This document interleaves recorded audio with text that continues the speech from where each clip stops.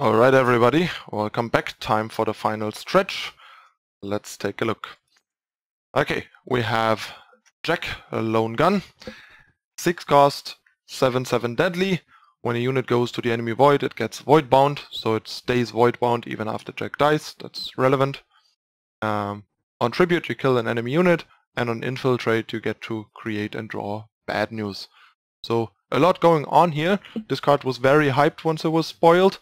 The thing is, in the end I think this card looks much better than it is, since without controllably activating the tribute, this card's actually not that great. Because you just get like a big guy. The deadly is pretty irrelevant on a 7/7 for 6, since it usually should win combat anyway. So, and the infiltrate is also like a bit so-so.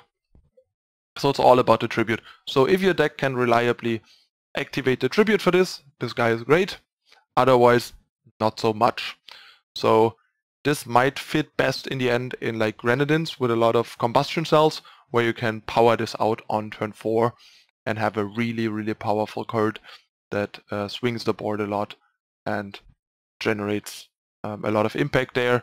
Although the infiltrate is not going to be that great in grenadines either. So a bit of a weird card in the end, although it does a lot of theoretically powerful things. And in limited, this is a straight up bomb. Then we have another crest, the final crest. Xenon got its crest too. So that's the cycle is complete.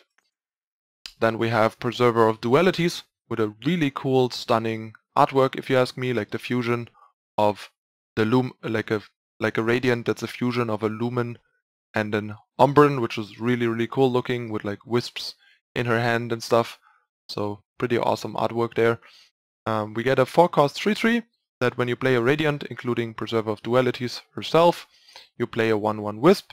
So she's basically a 4-cost 3/3 that brings a 1/1 and can make more tokens if you play a Radiant tribal style deck. And then you can pay 2 and exhaust Preserver of Dualities to give one of your Wisps +2 attack permanently. So she's actually pretty decent. In Constructed this is all a bit too slow, weak and gimmicky, but in Limited this seems really powerful and looks like a card that can easily win a game and really take over hard. So great pickup there. In Constructed this is probably a bit too cute. Next we have Cypher Fatality, another card that is a bit too expensive and gimmicky for Constructed, but in Limited it's a powerhouse. 6-cost fast spell that gives all enemy units permanently -1/-1 and your units +1/+1, and that as a surprise. So it's drastically shifting combat, means you should usually devastate the combat that's happening and be left behind with a bunch of like nicely improved units, while your opponent is gonna at best keep a couple of crippled units. Just a very game-breaking card for Limited. Then we have Unraveler of Destinies, the 7-cost 4/7 Radiant with Deadly. Deadly makes a lot more sense here than on Jack.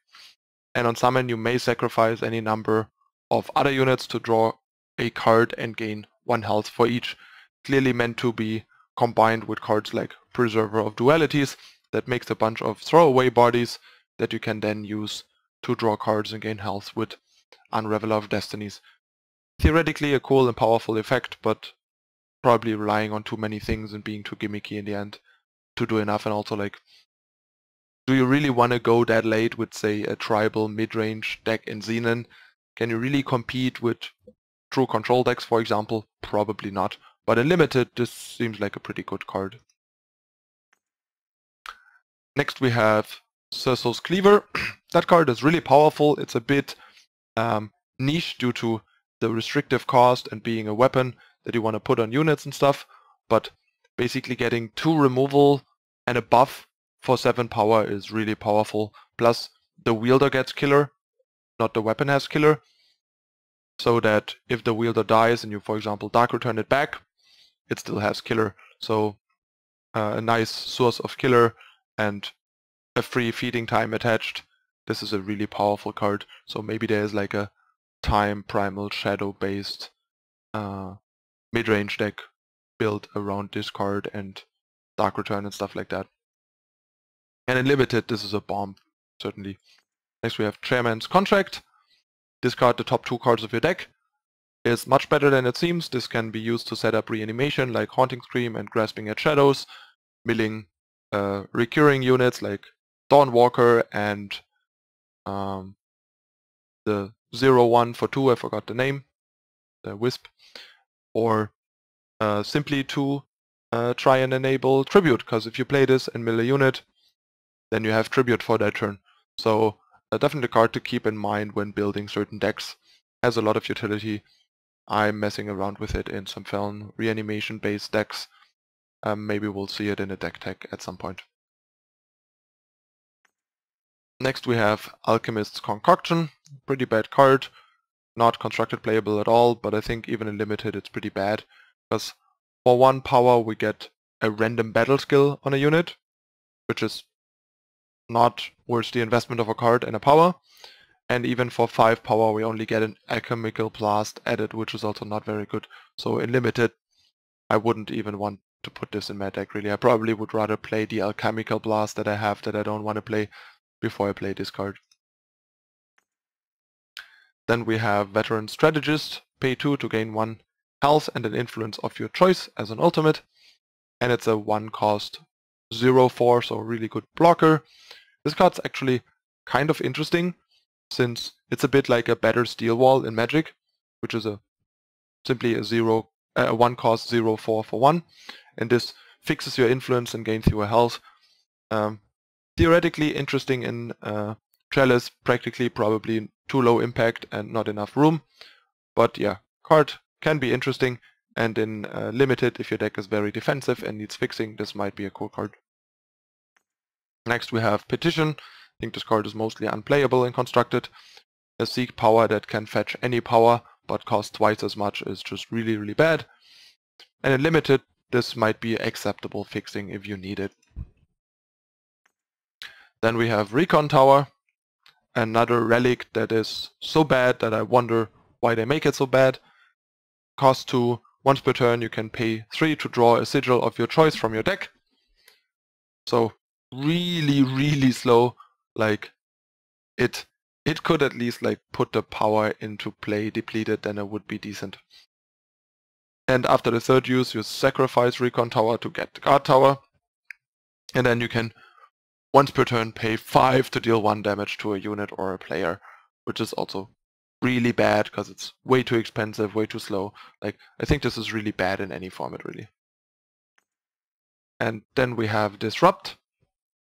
Colorless spell, it's the first colorless answer for enemy relics, and also lets you silence a unit. In the end, this card is not very playable in Constructed or Limited really, since it's too low impact, expensive, non-fast, and yeah, limited in what it can do. Then we have 3 cards left. Mask Maker. Your other units that share a type with Mask Maker have +1/+1, and on summon you get to choose one of your other units. Mask Maker becomes its type. So you basically already need a unit of that type in play, but then you basically get a generic 4-cost 3/3 Lord. It doesn't buff itself, so it's just a 4-cost 3/3, but buffs all your other units. This is probably a bit too weak for tribal stuff, even in this game. Like, if it would cost 3, it would be a lot better, or like pretty good actually. For 4, I think it will probably just fall a bit short, especially because you also need a unit of the type you want this to buff in play already. So not sure if this is ever gonna see the light of day in Constructed. In Limited, this is a decent card. Not great, since you probably won't have that many units of the same unit type, but it's still a very playable card usually. Then we have Momentum Builder. I think this is also not gonna be good enough in Constructed, but in Limited it's really great. If you have a bunch of ways to make this attack once, like combat tricks, buffs and weapons, this can quickly take over the game because it grows really big, really fast, has a lot of health for a long time, and it's a really obnoxious threat that the opponent needs to be killing somehow and dodges some of the removal like Annihilate and Windrush Choice.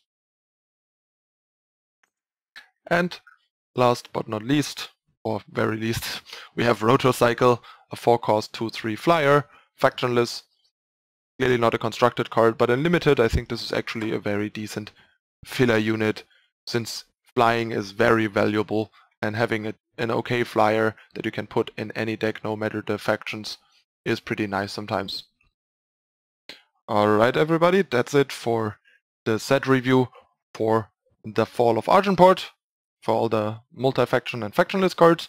Let's take a look at my top 5 as usual.